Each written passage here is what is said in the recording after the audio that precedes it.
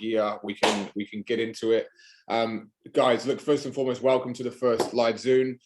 There will probably be more people coming in each week. There will be a different crowd. Some people can make it, can't make it. But these Zooms are basically for you to bounce off each other now that we've got everyone here. So just to repeat again, bounce off each other, learn from people that are above you, below you, and basically be open and honest and transparent about any questions that you have, because we're all PTs here. Anyone not a PT here? I'd be surprised if you weren't. But if we're all PTs, we can all bounce off each other. And this is what it's about. These are going to be recorded. All right. These will be recorded. So what I'm going to do, I'll just show you. Just give me a thumbs up if you can see the screen. Got it. All right. So in the portal, really, really simple, guys. Straightforward. We've got new content always in here, but this is where they're going to be. In here so far, there's a Zoom link. This is what you click to get in. There will be a list just like this of weekly recorded seminars, and I'll put the date and I'll put a few tips of like what we've covered in here, so that if you haven't been able to make it, you can see whether or not it's going to be worth your while, because I know that you're all super busy, worth your while tuning into it and re-watching it.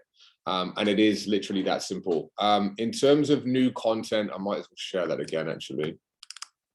So I've got some announcements to kind of make, but all of our content, like even for when most of you guys came on board, it's constantly changing, and we're trying to, this content is all new.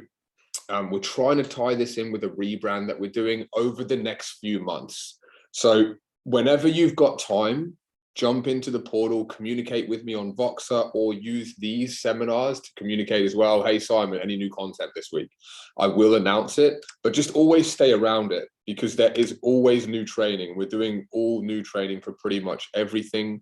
One thing I really want to highlight here, Danny, this is really big for you, brother, and the other online guys that will be coming next week that I can think of. I've split up stage 1, which is spine and structure, into 1.1.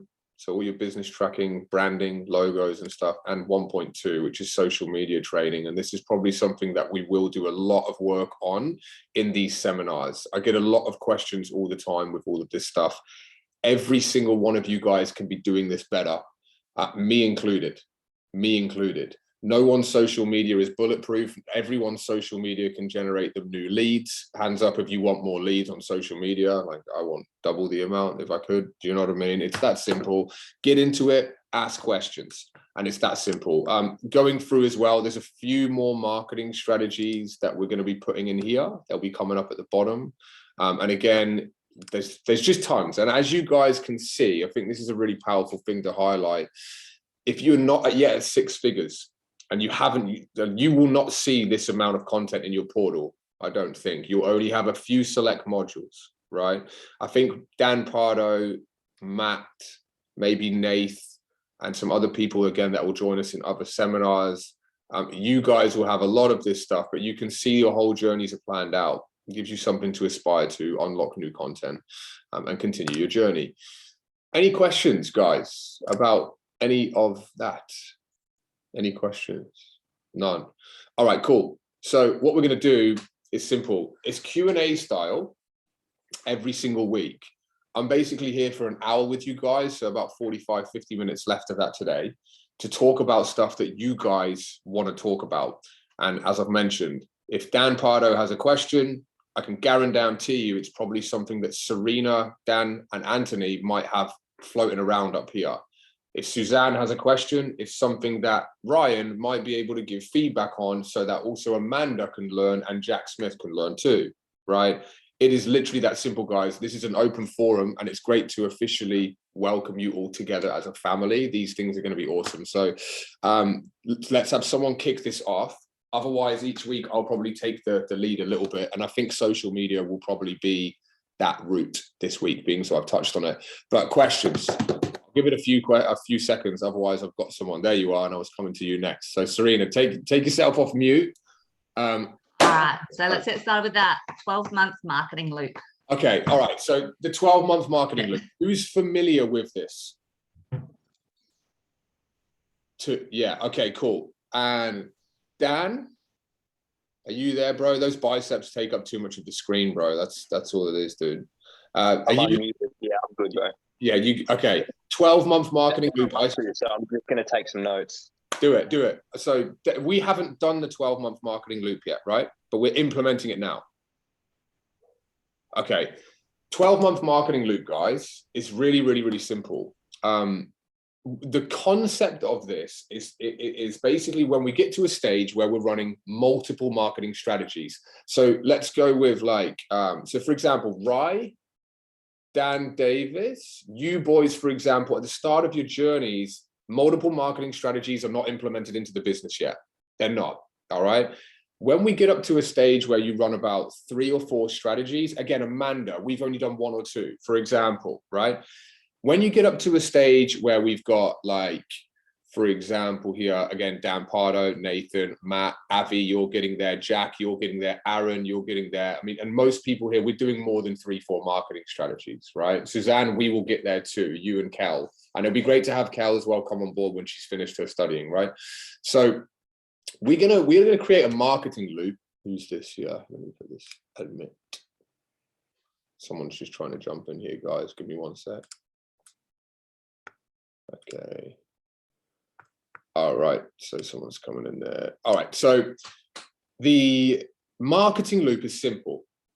For you and also me as your consultant, we need to have a structure of how we market. Now, if you run, for example, a strategy like the floor to the floor for all of our rental trainers here, and you do that over and over and over again each and every week, you're going to milk the strategy. Would you agree? You're going to milk it. Right? It's very, very simple. The marketing loop enables us to make a list of marketing strategies and to put them into a sequence that we can follow. So rather than me and you combined as a team every week having to try and think of what we're going to be able to run, the marketing loop is going to prompt you what to do each week. So for example, floor to the floor strategy, and there's a few people running this right now. I think Jack, you're running it. Anthony, we're going to start one this week, I think. Avi, you just finished one, I'm pretty sure. Basically, you put that in, and we're going to put a little dot of the week we're running it. If you've then got like marketing strategies such as local business partnerships, this is something that we will be talking about. Dan, I want to pick your brains about what you've been doing with that, mate, because you're doing quite well at the moment with that starting to come to fruition. If you do that and you're going to do it every 2 weeks, you're going to put it in underneath your floor to the floor, but you're going to put a dot in every fortnight or bi-weekly for Ryan and Dan, who are American, and Sue. So we got guys that are stateside, right? Basically, you put another marketing strategy underneath, and we're going to organize them in an arrangement so that they're not milked, they don't overlap each other. And each week you can open up the marketing loop and it basically tells you what marketing to run. Now, if that makes sense, put your hand up. If you want more clarification, I'm more than happy to go into it. Does that answer your question a little bit, Serena, of like the concept of it? Or do you want me to show you on the screen? I get the concept. Like I printed out your thing and I'm looking at it, but like you've got so many on the same. Yeah, right. This is correct. Like, how do you know what to run? Yeah. Like, I know you say you got it there, but there's so many. Now, this is the thing. So if I share the screen, I'll just show you guys. So again, this is something really powerful that all of you guys that are only doing 1 or 2 strategies can aspire towards.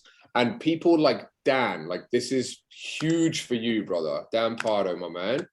Check it. So when we go into these marketing strategy stages here, organic strategies, there's quite a few of these guys, yeah? And a lot of you will have access to this. Online guys, you won't have access to this. If we can keep coming down, online guys, there's all these. Then we've got some QR code marketing, Facebook ads I don't really use with anyone.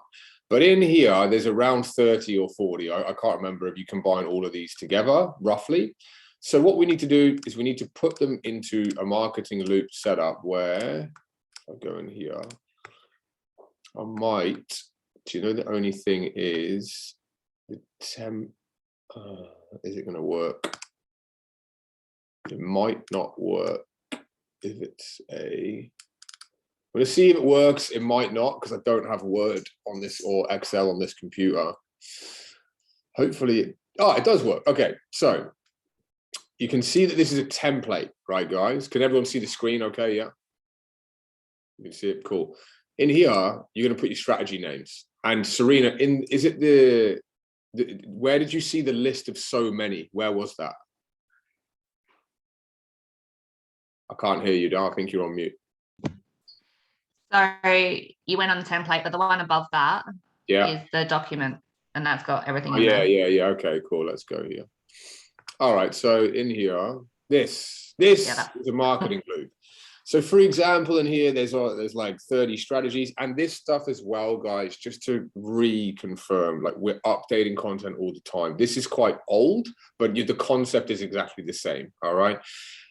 Basically, what Serena's saying is, what about 1, 2, 3, 4, 5, 6, 7, 8, 9, 10? There's like 11 strategies in 1 week. Is that what you're saying, Serena? Yeah. Yeah. So I mean, obviously, I'm not doing all of them. Yeah, that's correct. So over time, what we do is this. Look, we're always going to run pretty much floor to the floor, first and foremost. This is for rental trainers. So online guys, bear with us here with this. But we will be doing this for you guys online too. It'll just be different strategies. Basically, we've got here local business partnerships, fresh meat, referral power, happy birthday, 6-week follow-up, right? Whatever it is. And again, these strategies we're always updating. So take that into consideration. Serena, name something, or Avi, who's on my screen here, Matt, Dan, any of you guys, name something that we should be running every single week in the gym. Phone calls. Yeah, which are new members. Okay, so new members sign yeah. up. Yeah, new member sign ups, 100%. Anything else? Anyone run every single day, week? Anyone? Make sure Handball you're strategy. Say again, Nathan.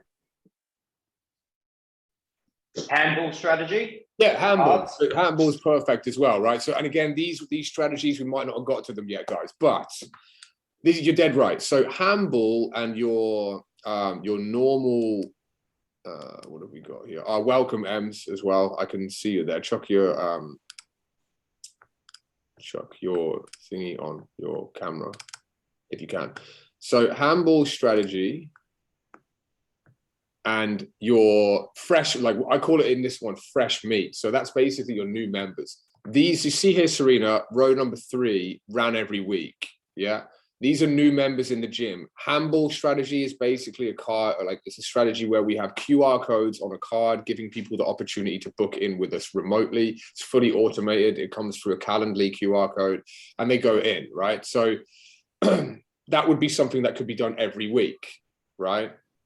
This will give you stuff to do on a constant basis. And I think that the marketing loop actually prompts you each week to go, yep, I need to remember to get that fresh list of leads and I need to call them. I need to actually hit the floor and maybe go and give out half a dozen of these QR codes, these automated handball cards, right?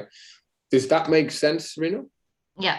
So you can see that when you look at this screen, like most people, they'll look straight away to the left and be like, holy crap. Like there's a lot of marketing strategies in there, right? And there is. A lot of these are more powerful than others. Matt, take yourself off mute, my bro. How long did it take you to get to 6 figures with the floor to the floor strategy? 2 weeks. 2 weeks, 6 figures done, one strategy. That's it. So Matt, 6 figures would have had 1 in there. Now, I don't know, how many strategies do we run at the moment, Matt? I don't even know. Well, the thing about mine, I never have an issue with lead generation. So I usually just have like consults on autopilot with the QR codes. And then if I need leads, I'll do floor to the floor. But like out of the 35 you've got there, I probably only use 10. Yeah. And that's the idea, guys. That is the takeaway. You don't need more than 10 strategies in your business. Again, for like Ryan, now you're fine. Ryan's good. Dan, so Dan Davis, bro, like for yourself, like it'll be different.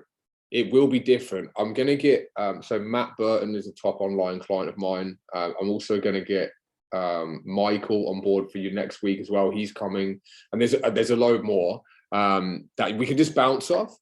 Online strategies, there won't be as many because online it is one-dimensional, but there will be a few, and then we'll just loop them through like that, bro. So just some special little words for you. But yeah, with that being said, like Matt said, you don't need 40. I did run about 20. But bearing in mind, like, so you could see how Serena was quite pickled mentally straight away. Like, how the hell am I going to run this shit? Right? How are you going to do it? Well, you're fully dedicated to sales and marketing. And this reiterates what I've told a lot of you guys. Like, when you elevate yourself in your business, you get to 6 figures. The idea is we leverage it straight away.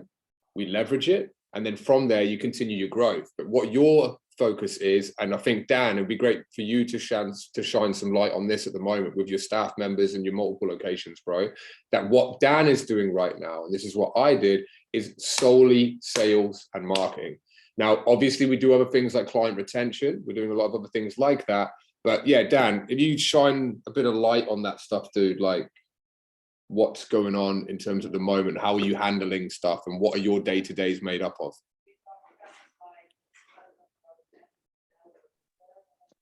There we go. I was on mute. So our action steps this week are about redoing the contracts for the trainers as well, giving them a little pay rise for getting to a certain point in the business. So that's our focus. But my day-to-days basically look like I do a handful of sessions just to kind of by choice to keep me in the headspace of being a trainer. I find it to be helpful.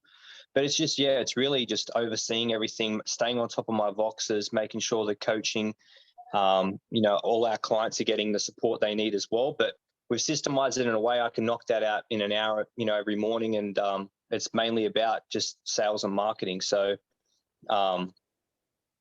working on some different projects like, being judging next week and different things outside the box, to generate leads and interest that way.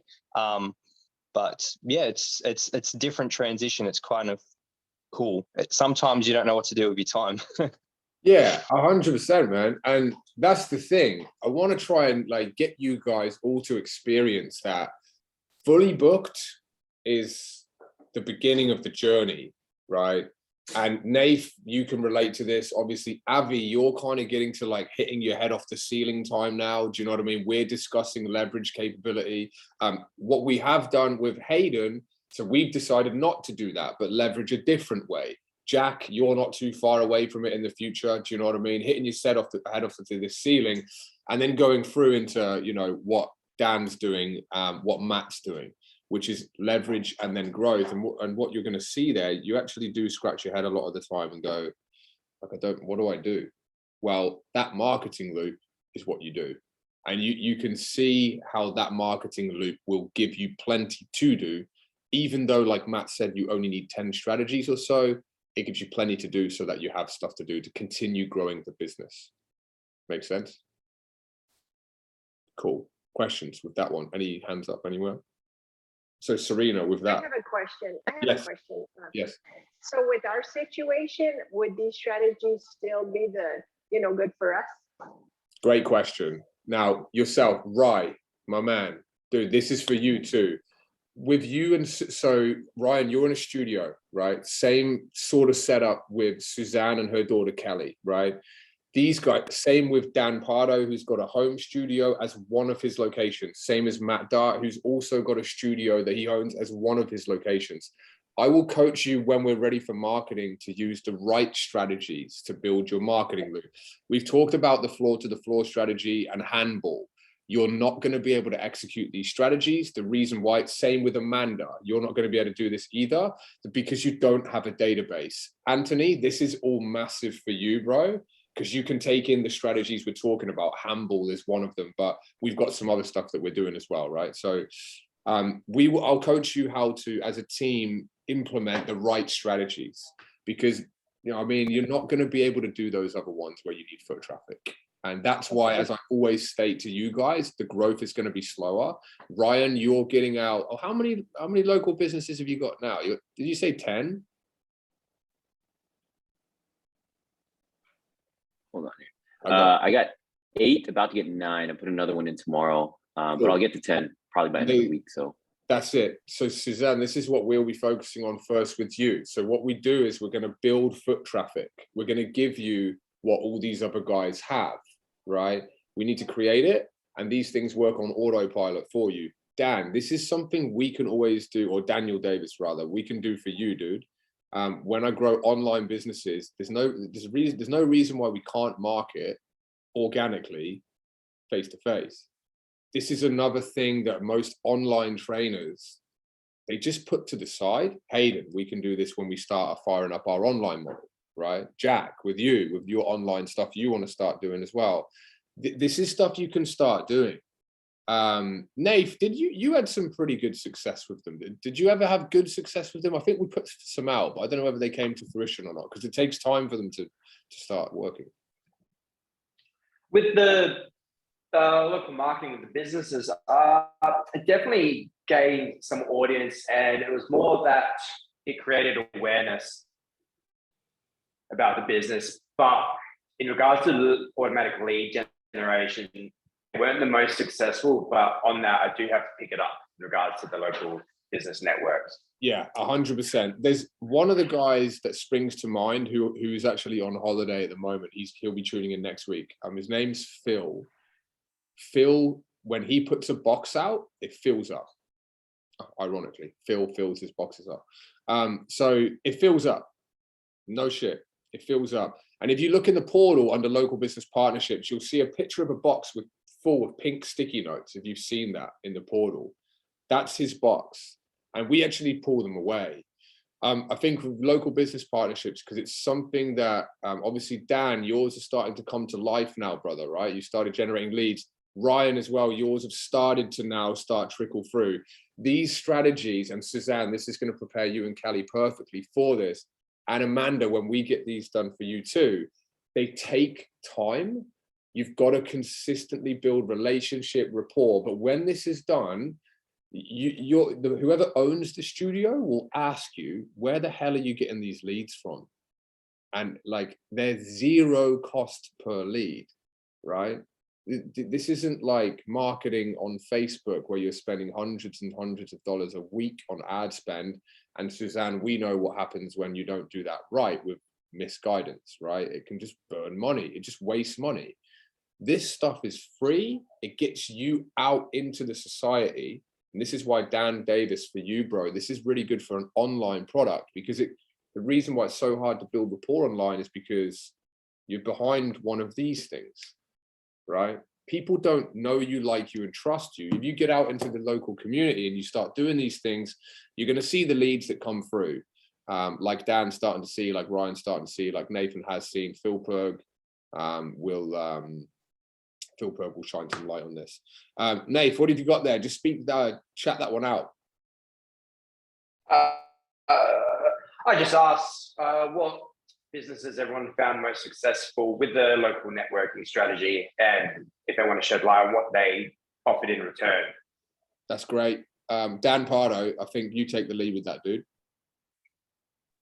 That's actually a really good question. I want to hear everyone else's feedback too. But my best box was a grilled in Tuggerah. So that's at my second location is in a Westfield. So that was my prime location, and mainly because, you know, I can take clients there and have a post-workout feed. They give us an extra, you know, patty for protein and little things like that. So it's kind of like a good networking opportunity. So there's actual relationship there. With other businesses I've seen, that wasn't a real relationship because I didn't really go there and build that rapport. So that was hands down my best one. The rest were a few cafes that didn't really kind of keep my business box on display consistently. I'd go there from time to time, but it just kind of fizzled out a little bit. Mainly for me, it was the food places that I go to. You know, obviously, if you hit your macros and you go to those places, it's very easy to put a box there if you've already got rapport. So that was mine. 100%. I think, speak of the devil, Mr. Purg has actually just joined the chat. Phil, what's going on, your unit? What's happening, brother? I can't hear you. You're on mute. Can't hear you, bro. It's always funny when this happens, guys, right? Take yourself off mute, Phil. Oh yeah, you hear me now? What's going on, big man? Oh, nothing much, man. I just bloody come down with something from the plane. I tell you, I don't know. Come down with something, but yeah, no, feeling good. Back here in E-Town. Can't wait to get out of this place. Good stuff, right? Look, it's great to have you on board. Phil, you actually jumped on where a minute ago I spoke and I mentioned your name about filling up local business partnership boxes. You can relate to this, can you? Yeah. Right. Phil, for us now, so what Dan said there about grilled, by the way, first guys, grilled is for you guys in the US. Do you have grilled over? You don't have grilled over there, right? Yeah, we do one. I know you're in Darwin, but the US, the guys in the US, I don't think these guys do. It's a healthy burger joint, right? It's a healthy place. Basically, so Dan, that was my second most successful partnership. So I highly recommend anyone who's got grills and you want to do this, that's where you go, Nath. That's the answer for you. And also for me was Groove Train. Anyone in Australia will know about Groove Train.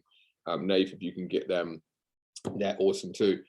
Phil had massive success with his business boxes, but your most successful box was actually a more obvious place to put one there. It's almost too obvious that people forget about it. Phil, where was your most successful box, bro? And hopefully I've got this right. I honestly have to say, truth be told, it was actually the gyms. The gyms. That's it. Yeah. Look, we got some leads from the restaurants and everything like that. But with Groove Train up here in Casuarina, it's next door to the entrance of Edge Health Club, and they've of course got some rapport with them already. So I went in. I went in months ago, probably about 6 months ago, and the box was actually behind the desk under the counter. And I'm like, where's my box? Because I know the managers there as well, and they're like, oh look, we just had to put this aside because Edge is also here. I'm just like, whatever, I just give us the box. So I sort of just left it there. But honest truth be told, it was actually the gyms were actually the biggest ones, and it just came down to of course the the bright colored sticky notes that we really noticeably used. That's huge as well, guys. That's huge. And just where you position it is in the eye, or where the walkway is, or entering the gym, right at the front where people are signing up, or notice boards, stuff like that, right at the front desk, right in the way is the best way, right in the way, because then people, members don't have an excuse, because it's right there in their face, especially when there's a light colored, very fluoro colored sticky note. They're like, oh, what's that? So yeah, and of course it comes down to the staff as well. The admin staff need to know what it's about in case members or anyone asks about it. Yeah, I think, right, is this good value for you, brother, hearing this right now? I think like this stuff here is like, it's huge. The gyms are the place. Matt, I don't even think we put boxes in your gyms, did we, bro? I don't think we did. We don't even need them really, but yeah, I got the same response as Phil. I've got the best response from in the gyms. Yeah. I only do it in one location, to be honest, but that's by far been my most successful one. But the second one was Burrito Bar, and that, as Daniel said, it's because I just go there so often, just for drinks and stuff. That the guys know me quite well, and I've got a few of the staff as clients now. As well, so just I think Matt's touched on something really, really small, but it's huge with this. And I've got Suzanne, your question, and Amanda, we'll get to them in a sec. I'm telling you, like Matt said, it's about knowing the members or knowing the businesses as well. If you can think of anywhere that where there is existing rapport built, right? This is huge for you. Do you know what I mean? It's about who you know, right? Not what you know. It's not anything other than that. And I was just so fortunate when I had 3 boxes in McDonald's. We got paid from these boxes. They filled up half full with money. That's how much foot traffic was going through these boxes. And McDonald's are an ideal place, but they filled because people thought they were donation boxes, even though it said free PT. Right, so we just put all that into their boxes anyway, but the leads, they fill up. You can't get boxes in Macca's. unless you know who the people are in there. So think, if you're doing this strategy, and this is the big takeaway from today's local business partnership chat here with all of you guys, it's who you know, right? Go and approach those people, right? That you know. If you've got clients that know business owners, get them to introduce you. All right, and that's as simple as that. Now, what we'll do, I'm gonna keep the chat closed. Amanda, you had a question. I'll take yourself off mute. What have you got? So all of the places that I go already have boxes. So like if I go to, you know, my local Westfield and, you know, the places that I would eat, they've already got boxes there. You know, how am I supposed to get these boxes out if all the places I go already have them? What? Did you say something, Matt? I was going to say they're probably mine. More than likely. Probably mine. And mine will probably be there. Yeah, that's it. Well, Phil's coming down. Are you moving to sunny coast, bro? Though, right? Not. But just in case, I'll go up to the sunny coast. Sorry, Matt. Yeah.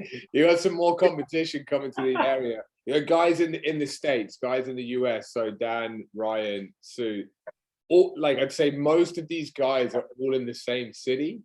I just have so many people from Brisbane. But anyway, look, there's no harm in asking them. And you can actually highlight. I think this is something powerful. I think I have one of these things here. So you walk in, and this is them, right? This is what they are, guys. So Suzanne, this is what it is, right? Little key in there. You know, these little pens that go with them. Pens get stuck on the top, and then fluorescent sticky notes. I mean, that's what Phil mentioned were solid for him, right? But if you go in and you can see this thing over here, you can say, hey, can I speak to the manager? And just say, look, my name's Amanda. I run a really successful bootcamp business in the local area. All of my clients come here. They always come here. And I just wanted to say your coffee is absolutely amazing. So thank you. Now, secondly, is there any little coupons that you've got that I can take away and start promoting the business to my clients with, right? And then we keep going through the script that we have here and then say, have you got a voucher? So buy a voucher off them. I'd love to buy a voucher and continue to support your local business. And we can give it away to my clients, drive some business here for you, right? And also, is it okay if I bring my clients into the business and have catch-ups here and have coffee, bring 5 or 6 people to the business? They're going to say, well, shit, yeah, you can do all of that stuff. You can promote my business, you can buy a voucher for sure, and you can bring people to my business. And then we say in return, basically, see those boxes that you've got on the side there? This is what you say, Amanda. See those boxes? When we work with people, when we promote their businesses, because that's inevitably what you're doing by buying the voucher, bringing people in, right? You say, we have these boxes too. And all we've got is a sign on it that says free boot camps. We want to help as many people in the local area as possible. All right. So would it be okay if I bring one of those boxes and display it next to this one? Yeah. Does that sound good? Okay. Yeah. And that's it. Boom. That's exactly what you've got to do. That's the language. So Rye with that stuff, you know, take note. Obviously, Amanda, as we start to warm up towards this one, Suzanne, we're going to do this. This is the first strategy that we'll be doing. I can see you taking it all in. And then obviously all the other rental guys, when we get to, you know, your marketing loop that we discussed before, we need more strategies on top of the organic ones in-house. This is what we do. Serena, take massive note of that stuff. That's the script. That's how you do it. If they've got boxes there, well, at least even if they're Matt's, Amanda, you can take his leads. Don't worry. So he's got enough. But anyway, like it shows you that they're going to accept them. Because can I get that in writing that I can take his lead? you can get it in right, yeah. But it shows that they're going to accept them, guys, and that's the main thing. Dan Davis as well, brother. I can't help but like keep looking at you here, and I'm telling you, we'll be doing this, dude. There's no and you can just go free online training, and I'm telling you, this is the kicker as well, guys. These boxes, it got to a stage where, well, Phil, you had to pull yours out because they were getting too many leads, right? And I'm not making that up. Am I right, Phil? Mm. You got too many leads, too many, where basically I had 2 boxes. So I had 20 out there. We condensed them down to the few that are working. And every week I was getting 30 to 50 leads. But the benefit of these leads, and I've told Dan Pardo about this, I think I've told a few of you guys, but this is really crucial. I didn't actually care about the leads turning into clients. What I wanted was to build a database of people in the local area. That is the powerful, powerful, powerful thing of this. And Dan, this is where it comes into you, Dan Davis. This is where it builds for you, because you're building a database, right?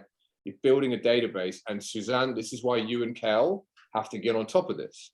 If you go and have 20 of these things out, number one, they don't sleep. These boxes, they're awake constantly.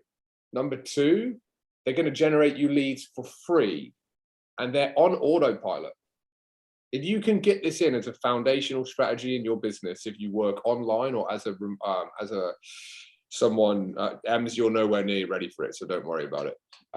So if you can do this at the foundational starts of your business, right? If you are an online trainer, this is a weird marketing strategy for an online trainer, but I'm telling you, it works. It works freaking well. But Suzanne, Rye, and people with studios like Matt's done, obviously, and then like Dan's done, yeah, that's what we want to do.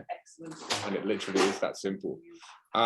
Let's go and answer these questions here. So does that answer your question, Amanda, about having the boxes in the business?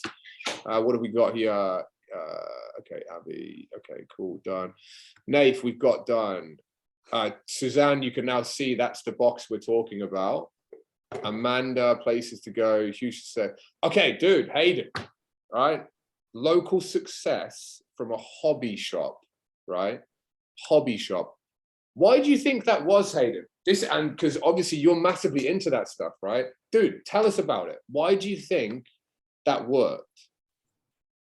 So, being a giant nerd, go to the hobby shop a lot, and going to the people who need it most. So straight away, they ask what I do, same PT, and then say, oh, okay, cool. And then having that stuff there, they go, okay, that's who that is, straight in. There you go. So, rapport's built. You also are you're a customer there, so it's who you know because you know them because you're in there, right? And it's that simple. A hobby shop, here's where not to put them, right? And to be honest with you, it's one of the most common places where people put them. I personally think supplement shops are a waste of time, because people like Hayden says, massive nerd, they want the help, they need it, they don't know what they're doing. They know nerd stuff, right? They don't know lifting weights. They need it. People who shop in supplement shops think they know it all because they buy supplements. And most of them don't know what the fuck they're doing. And it's as simple as that. They buy supplements because they want a quick way to get results. So it's like, oh, I don't need free PT. I don't need any of that because I'm taking subs, man. I'm taking creatine. You know what I mean? And it's like, come on. So basically, no sup shops. I wouldn't do them. You can try, but I never had success. Any other successful businesses, guys, that anyone's had? But I know, like Matt Dyer, you said, bro, like it wasn't, the businesses were okay. They trickle. But it's mainly the gyms that will work really, really well. But then grilled is always a hit because also it's allied health, but food. It's not really allied health, but it's healthy burgers. Right, so it's a clean one. They get tons of foot traffic. It's healthy burgers, and ironically, I can't believe Dan Pardo, they gave you the extra patty, the extra protein free for your clients or whatnot. They did that for me too. So these things work tremendously well, and I'm telling you, they do take time though. You guys will freaking kill me if I keep saying this, but persistency and consistency. I say it every day to every one of you probably. It freaking pays off. And this stuff goes crazy. Again, grow them, get 20 out of there, take the ones out that don't work, condense it down, get 2, 3, 4, 5, and then you'll be laughing. Let's see, we're up with the chats here. What do we got online? All right, so what do we got? Dan, take yourself off mute, Danny, and ask us your question, bro. Yes, so for friend requests on Facebook, yes. I saw in the video you had like, it seemed like, I don't know if you had like 70 requests sent out and you deleted several. So I'm just wondering, like, with the algorithm and everything, what do you think is like the best amount, or how many days should I wait until I start deleting some?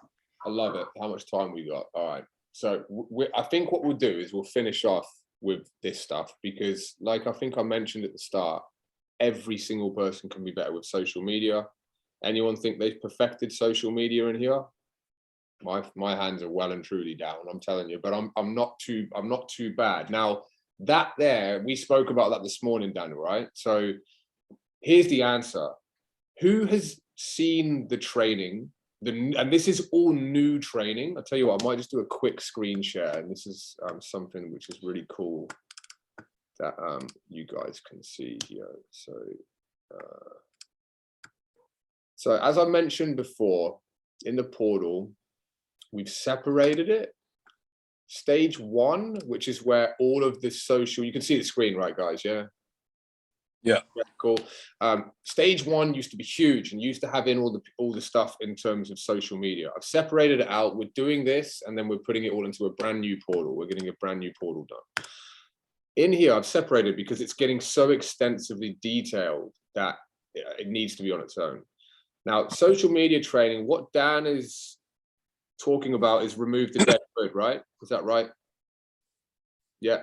Has anyone, so I'm going to just, so that's where it is, guys. If you haven't seen this stuff here alone, it blows up social media. Again, it needs to be done persistently and consistently in a daily ritual, right? But is there anyone who has gone through that training and knows the answer or would like to shine some light on Dan's question? Who's gone through that training, removing deadwood?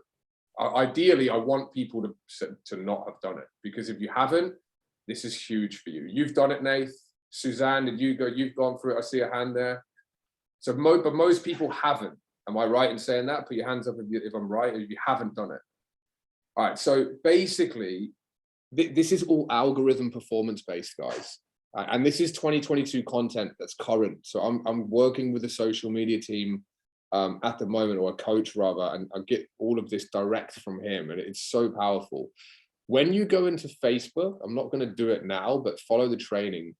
You can actually go and see how many friend requests you've actually got out. Matt, if you go, have you done this, bro? I haven't seen the training, but I have sent out a shitload of friend requests. Dude, and your socials are good, right? Yeah. If you do this training, bro, you'll probably find that you've got 1,000 plus, I don't know, maybe 500 plus friend requests that have not been accepted, right? What Facebook does, guys, is it rates you and ranks your social media profile with gold stars, right? You can call it, and I talk about this in the training. To get gold stars, you need to tick loads of little boxes. Now, first and foremost, if you go and add 50 friends and you only get 5 or 10 accept, and has anyone done that and you get low amounts of people accept, right?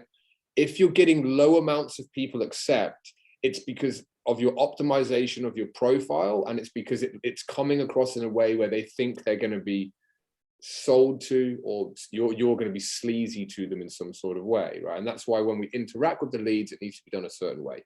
But basically, Facebook keeps track of all of the friend requests that you send out. And if you've got a low acceptance rate, what that does is it tells Facebook people don't want to be your friends, right? That's what it shows them. It shows them that. So therefore, it's not going to help you. Now, this task and this training, and this is why, Matt, for you, bro, because you've been doing this with me for like a year and a half, you've been very good at growing your social media, dude. If you go and delete, and Phil, you be the same, man, because your social media is on fire. If you actually look at the training called The Perfect Profile, Phil, your profile is who I've idolized in there. I can remember when you laughed and told me, I can't believe you want to actually do a training on my profile out of everyone's, but his is very, very good. Go and delete these people. When you delete them, it basically tells Facebook, every single person that I friend request accepts my requests. Gold star. Does that make sense? Gives you a gold star. Now, what we're doing at the moment, and this isn't, I haven't even made this training, but Dan Davis, dude, this is for you, man, like in advance. What I'm doing at the moment is this, right? I have software that does this for me, guys, as well. And when the time is right, I'm going to put this into into the portal. So I have software that adds friends on autopilot. It deletes friend requests on autopilot. It messages. You know, anyone ran the bulk blast strategy here? I know Anthony has. I know Matt Dart has. I know like bulk blast generally, right? You've ran it. You can use this software to send out bulk text on Facebook. It's a super, super powerful software. You do this manually. When you do this, guys, it enables you to boost your algorithms insanely well and follow everything in a loop so that you're never building up a large list of unaccepted friends. So what we're doing is we had 50. Out of that 50, I might have 30 accept and 20 decline. Then what we're doing is we're sending out the messages. So Dan, you know what I'm talking about here. Hey, how are you? Great to connect. Hopefully you have a great day. Leave it, right? After this, we then go back and delete the 20 that didn't accept. And then you keep the 30 active chats that you've got going, right? And continue to build rapport. There's also a training video, Dan. I'm just looking at you here specifically, bro. This is called the 3-step follow-up process. Have you seen that?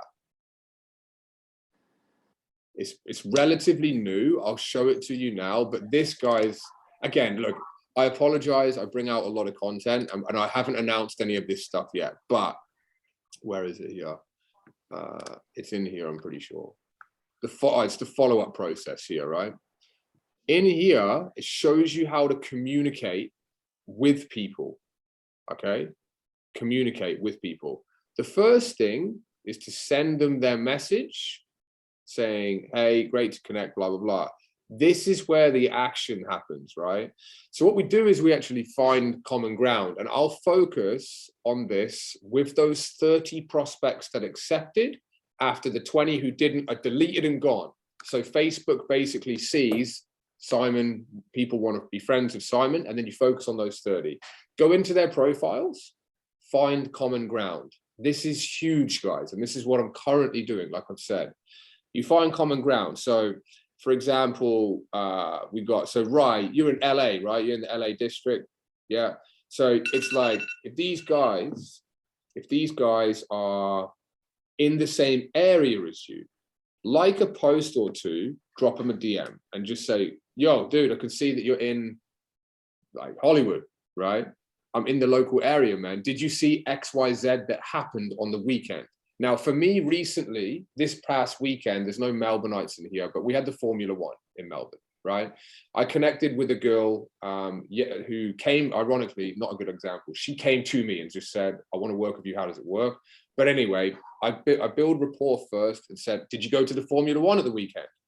If you say stuff like that and you talk to people about them, they will always entertain conversation. So the moral of the story is send them the welcome message, leave it a couple of days, delete those pending requests down, focus on the people that have accepted, build rapport and common ground off no business related stuff whatsoever.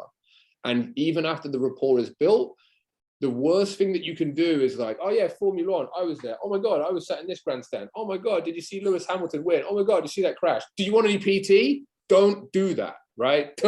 Whatever you do, never talk about PT. Never do it.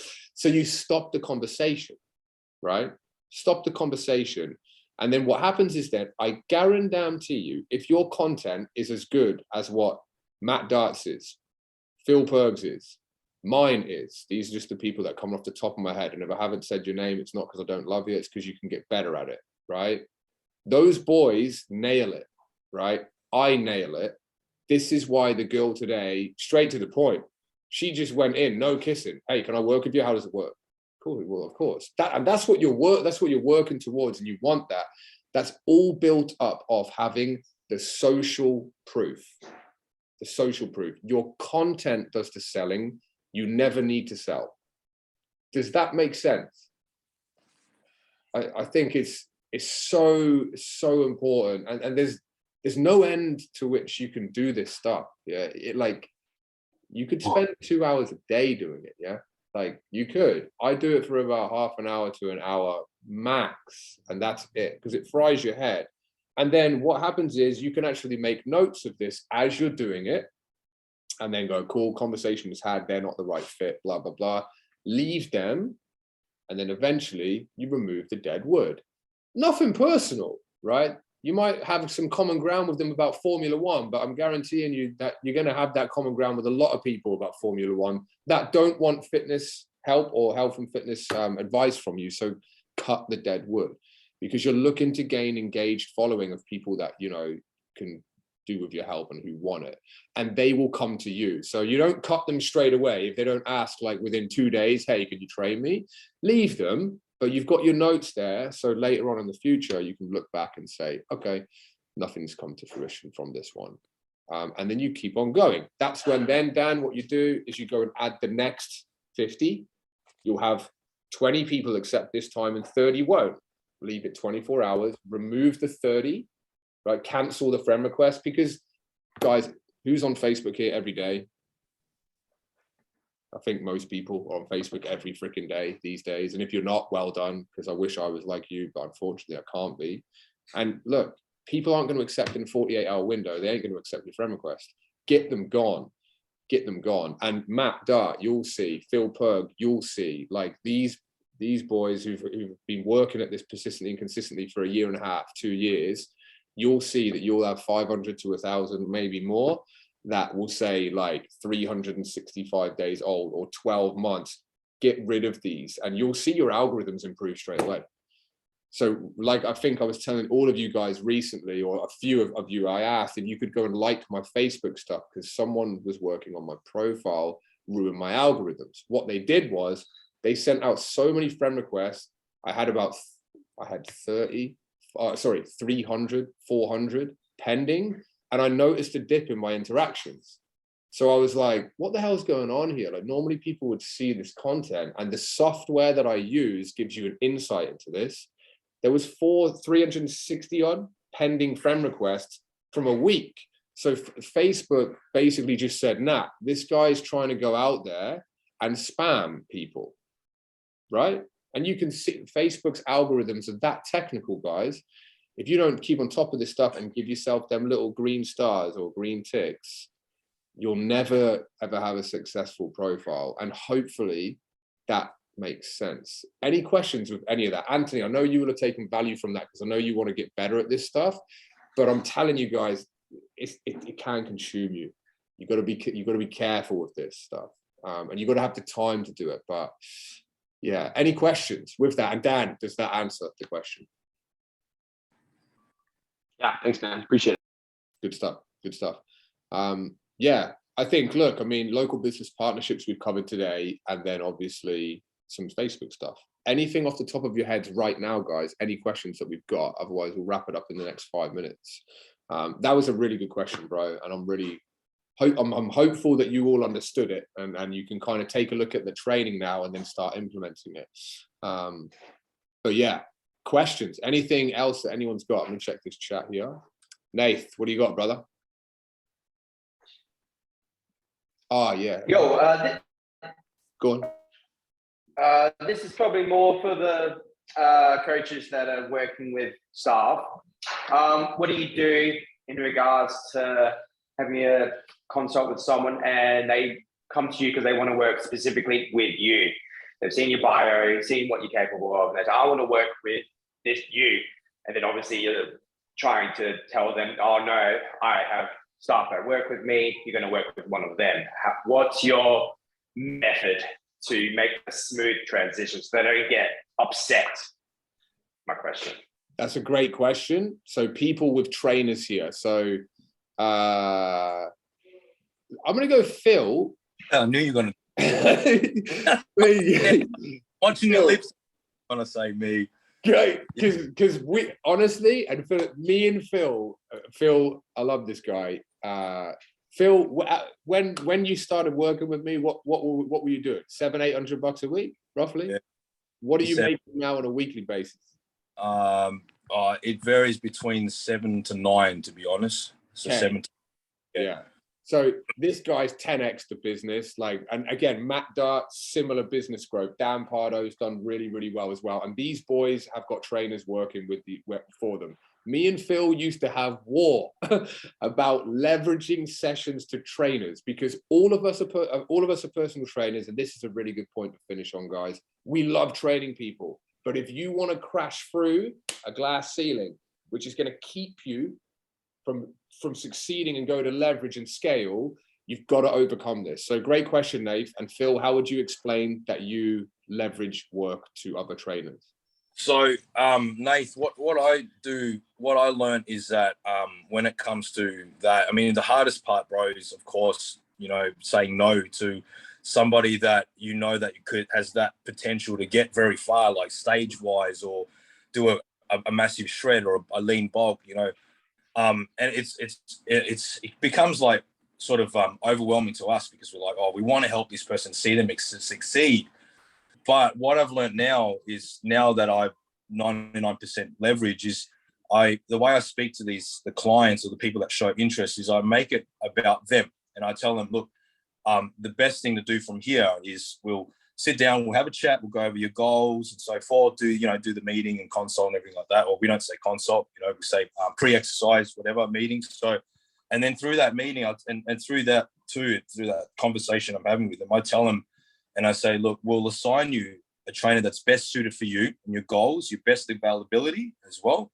And, you know, and make it, I make it about them. So what I've learned now is to, whenever there's an inquiry or a question about who to assign it to, even when you're doing a consult with them, make it all about them, and just say that the trainer that I assign to you will be the trainer that has more availability, or the best availability for you, the best suited trainer for you, for your goals.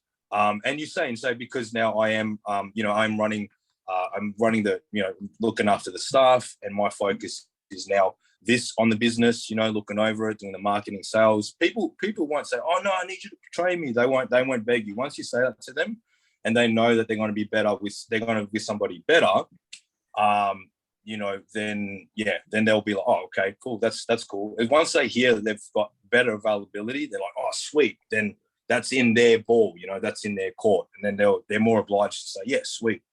So that's what I found that really works well, bro. That's an awesome point. Awesome point. I'd say Matt, we'll get a couple of points off Matt as well, because Matt's leveraged sessions for a long time. And we'll go from there. I think Dan's jumped off. Dan's jumped off. We'll come to the end. But Matt, any words of wisdom there for him? Yeah, I would 100% back up what Phil said, but also the thing that I do at the start of our, you know, consults is I edify the business, which essentially means that you've got a proven strategy to get people results, and people are coming to you just to get results. They don't really care who they're actually training with.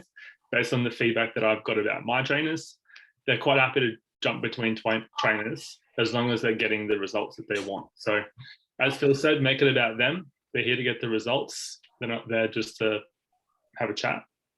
But also edify the systems that you've got when you first start the consultation, because then you make the business the prize, not yourself as the individual trainer. It's about the overall experience as a business. What the business can do, sorry, not the individual person. How good is that? Very well That's said, fun. Matt. I just want to point that as well too, Matt, like what you said there. Like, it's funny how, you know, you have clients that are okay to train with whoever they want to train with, you know, as long as they get results. It's funny because my base of members up here that we have, you know, and our trainers, they all have their own special, unique skills and so forth. So that's, yeah, it's sort of weird, like how people, like members, can be, no, I want to train with that person. Then when we have trainers that go away or take a break or anything like that, our clients don't want to train with anyone else. They want to stick with their trainer. So it's just, yeah, I just want to point that out. It's so weird and fascinating how the mind works for members, and they're like, no, I don't mind who I'm training with, or I only want to stick with my trainer. I'll wait till they're back from a holiday. You know, it's so weird how the human mind works. So yeah. And what you're saying there in summary basically is like, it's like I don't even want to work with you anymore, Phil. I want to work with Emily. I want to work with Dan. Right, and that's what you'll get. I think this is a really powerful point that we'll wrap things up on now, because I've got another meeting. But guys, these guys here, so Phil and Matt, they're obviously doing very well. They both have multiple trainers, multiple locations. The brand is the business, not the individual. Yeah. Each and every one of you have your own methods to get people results, right? Make it about the company. And Nathan, as you go back into recruiting and hiring another trainer, Serena, as we start to look at doing this, Jack, as we start to look to doing this, Aaron, as we start to do this, right? It's as simple as that. And that's what you've got to do. We have, and it's all in the language. You see how Phil said, it's like, we have a tested and proven process here at Bilateral Training, where we get people into the best results of their, or the best shape of their life. And this is the selection of trainers that we've got. Stephanie's going to be the best one for you. It's that simple. You can also, Nate, as well, and both of these guys, I think, have this. You have a slightly higher price point for your own services. If they want to work with you, then you just charge more. But you put the belief onto the trainers. And, you know, as a unit, you're a team. And then obviously, when we start to do this in more detail, Nate, but I think we've talked about it, stage 10 has it. You implement Voxer, you do the coaching, you manage everything, and you still have a relationship with the clients, even though they train with someone else. And that is a whole different conversation, which we can save for another time. But you've got to do that too. All that stuff's in stage 10. All right. Guys, I think that was a success. I'm happy. Is there any last little really, well, look, if there is really important questions, make notes. So throughout this week, make notes and bring them next week. Has everyone taken value away from bouncing off each other today? I certainly, I have. I've liked it. This will be recorded. It will be uploaded to the portal. Same time next week. There'll be some other faces on as well. They'll probably be chopping and changing each week. But I mean, if we stay around 20 to 25 people like we had today, I mean, I'm happy. Yeah, that's it, guys. Turn up again. Continue. As always, you've got me on Voxer. Thursday check-ins will be going out tomorrow. I might do a few voice messages if I can. But the idea, guys, remember, Monday is voice message check-in with me plus written. Get that done. Thursday is basically wrap up the goals for the week so I can give you feedback on Friday to get ready for the week after that. And voice message communication and these amazing seminars every week and every day with the voice message communication as always. That's it. Happy? Yeah. All right, guys. Over and out. I'll speak to you all on Vox and we'll speak soon. All right. Yeah. Cheers, guys. Yeah.